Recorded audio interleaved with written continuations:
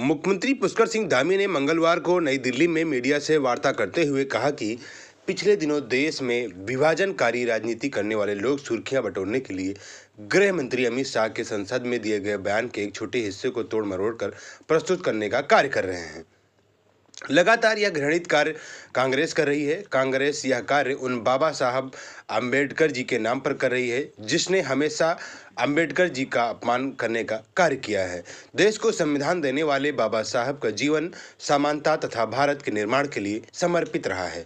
मुख्यमंत्री ने कहा कि कांग्रेस पार्टी जिसने बाबा साहब भीमराव अंबेडकर का हमेशा अपमान किया, उनका मजाक उड़ाया और उन्हें लज्जित किया, आज वही पार्टी उनके नाम पर हक मांगने का ढोंग कर रही है। कांग्रेस की सोच हमेशा अंबेडकर विरोधी रही है। कांग्रेस को अपने नेताओं और पंडित नेहरू द्वारा बाबा साहेब अंबेडकर के प्रति किए गए अपमान के लिए पूरे देश से बिना शर्त माफी मांगनी चाहिए। उन्होंने कहा कि जब भी कोई व्यक्ति मंत्रिपरिषद से इस्तीफा देता है तो सदन में उसे बोलने का मौका दिया जाता है, लेकिन बाबा साहब भीमराव अंबेडकर जी के इस्तीफे के बाद सदन में उन्हें बोलने तक नहीं दिया गया। अपने त्यागपत्र में बाबा साहब अंबेडकर ने पंडित नेहरू के खिलाफ बहुत कुछ लिखा है।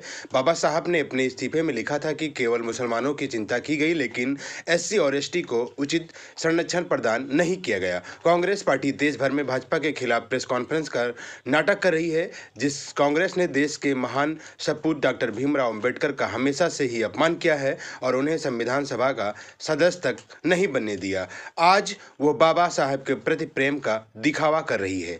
मुख्यमंत्री ने कहा कि जिस कांग्रेस ने बाबा साहब अंबेडकर को 1952 के लोकसभा चुनाव और 1954 के उपचुनाव में हरवाया, जिस कांग्रेस ने बाबा साहब को देश के कानून मंत्री के पद से इस्तीफा देने के लिए मजबूर किया, जिस महान सपूत को कांग्रेस पार्टी ने भारत रत्न तक नहीं दिया, जिस कांग्रेस पार्टी ने बाबा साहब का एक भी स्मारक नहीं बनने दिया, वो कांग्रेस पार्टी आज बाबा साहब अंबेडकर के नाम पर प्रेस वार्ता कर रही है। कांग्रेस को इस पाखंड को बंद कर देना चाहिए। सुनिए मुख्यमंत्री ने क्या कुछ कहा। सबसे पहले तो मैं आप सबका स्वागत करता हूं। आप सभी को नमस्कार।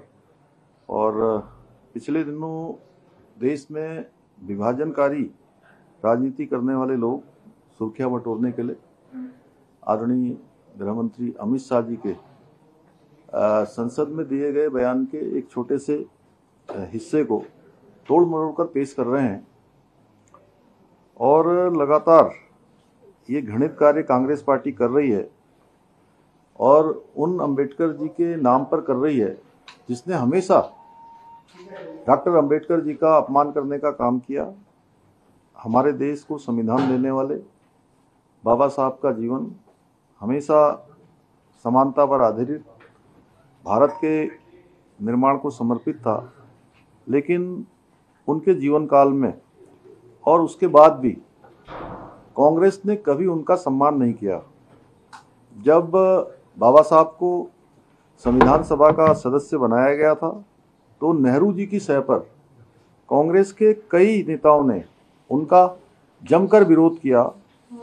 और यही नहीं, जब बाबा साहब अंबेडकर चुनाव के मैदान में खड़े हुए तो 1952 का लोकसभा का चुनाव हो या 1954 के लोकसभा का उपचुनाव में बाबा साहब को हराने के लिए बहुत षड्यंत्र उन्होंने रचे और खुद उस समय नेहरू जी ने खुद उन क्षेत्रों में जाकर कई जनसभाएं की और कांग्रेस पार्टी ने बाबा साहब को कभी कोई पुरस्कार नहीं दिया, परंतु उन्हें चुनाव में हराने वाले उनके ही जो एक सहायक थे नारायण सदोबा काजरोलकर, उनको पद्म भूषण देकर सम्मानित किया गया।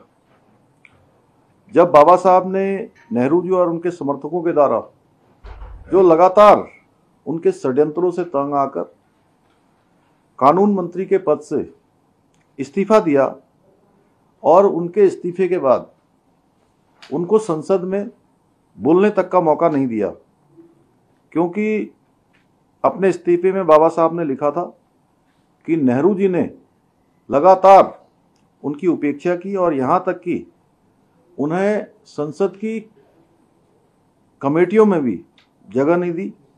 इतना ही नहीं, उन्होंने अपने इस्तीफे में इस बात का भी उल्लेख किया था कि कांग्रेस, नेहरू जी लगातार उनकी उपेक्षा कर रहे हैं और उनका सारा ध्यान केवल मुस्लिम तुष्टीकरण पर रहता है और उन्हें लेकिन दलितों और आदिवासियों की कोई चिंता नहीं है, उनकी सुरक्षा की कोई चिंता नहीं है, केवल मुस्लिम सुरक्षा की चिंता है। कांग्रेस ने बाबा साहब के त्यागपत्र को जनता के बीच में भी नहीं आने दिया, क्योंकि इससे पंडित नेहरू जो उनकी सच्चाई थी वो उजागर हो जाती। क्योंकि पंडित नेहरू ये नहीं चाहते थे कि कोई भी उनसे ज़्यादा योग्य व्यक्ति संसद में बोले, जनता के सामने आए।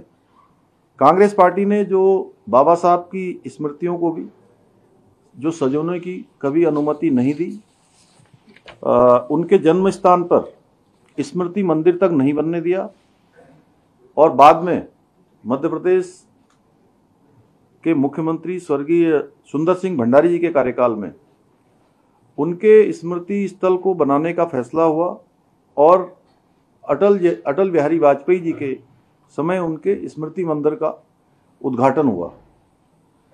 दिल्ली स्थित अंबेडकर सेंटर का निर्माण भी कांग्रेस ने रोकने की कोशिश की। जब से प्रधानमंत्री श्री नरेंद्र मोदी जी की सरकार आई, बाबा साहब की स्मृतियों को सजोने का कार्य हुआ। चाहे वो लंदन हो, दिल्ली हो, नागपुर, मुंबई में उनके जीवन से जुड़ी महत्वपूर्ण स्थलों पर स्मृतियों का निर्माण किया गया है। कांग्रेस पार्टी ने जुलाई माह से देश के अंदर नए कानून लागू हुए हैं और इन कानूनों को लागू करने में उत्तराखंड राज्य तेजी से काम कर रहा है। आज आदरणीय गृह मंत्री अमित शाह जी की अध्यक्षता में आज इन सब की समीक्षा हुई है और राज्य के अंदर जो भी काम अभी तक हुए हैं, ट्रेनिंग के काम, हार्डवेयर के काम और मानव संसाधन के काम या हमारे साइंस एंड टेक्नोलॉजी से जुड़े हुए जो पुलिस को एफएसएल से संबंधित और मेडिको लीगल से संबंधित सभी जो कार्य किए जा रहे हैं इन कानूनों को स्थापित करने के लिए, उनके बारे में विस्तार से आज यहाँ समीक्षा हुई है जो हमें आगे काम करने हैं। निश्चित रूप से ये नए कानून नए भारत के लिए एक बहुत बड़ा कानून बनने वाले, बहुत बड़ा कानून के साथ साथ बहुत बचत भी करने वाले हैं, समय से लोगों को न्याय देने वाले हैं। जो संसाधनों की जो काफ़ी ज़्यादा खर्चा होता है, संसाधनों का, समय का, मैन पावर का, उन सभी पर बहुत कमी आने वाली है। मैं आदरणीय गृह मंत्री जी का, आदरणीय प्रधानमंत्री जी का धन्यवाद करता हूं कि नए कानून देश को एक नई दिशा देने का काम करेंगे।